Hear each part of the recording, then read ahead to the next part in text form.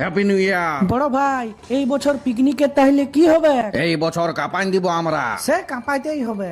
কোনো কমি রাখা যাবে না। একদম ঠিক বড় ভাই। ব্রয়লার মাংস, মাছ, খাসির মাংস সবের ব্যবস্থা থাকবে। আগে বছর রাঁধুনি ছিল নাই বলে আমাকে রান্না করতে হয়েছিল। এই বছর আমি রাঁধুনির ব্যবস্থা করেছি।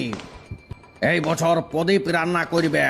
পূজার কাছে 50 টাকা কম চাঁদা লিয়া হবে। বাবা ভালো বুদ্ধি খাটাইছো বড় ভাই। আর কাঠে রান্না হবে না। তবে কিসে করবে? এই বছর গ্যাসে রান্না হবে। ডেকোরেটরের কাছে সবকিছু পেয়ে যাব। আরেকটা কথা, মাল খাওয়া চলবে না, চলবে না।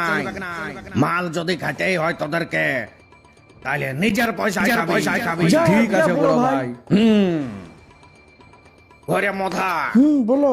তুই ভরে ভরে খাসির মাংসটা আনতে চলে যাবি, দমে ভিড় থাকবে। আচ্ছা ঠিক আছে? ঠিক আছে। চর্বিটা কম দিতে বলবি। হ্যাঁ হ্যাঁ।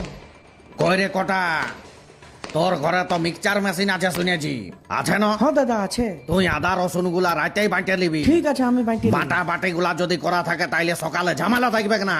বড় ভাই মহা বিপদ হইলো, পূজা রান্না করবো নাই বলছে। কেন রে, তোর কাছে তো 50 টাকা চাঁদা কম লিয়া হয়েছে। না আমি রান্নার দায়িত্ব নিতে পারবো না। তুই যদি রান্নার দায়িত্ব নিতে না পারবি তাইলে কোন লোকটা রান্না করবে দেখা।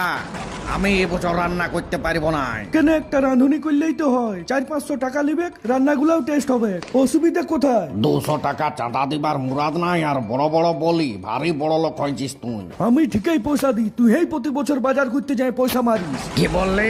আমি পয়সা মারি? মারিসই তো। তোর এত বড় সাহস, আমাকে চোর বললি? তুই তো মশলাগুলাও ঘর নিয়ে যায়। ইয়ার ওর কাজাম করে দে, করে দে।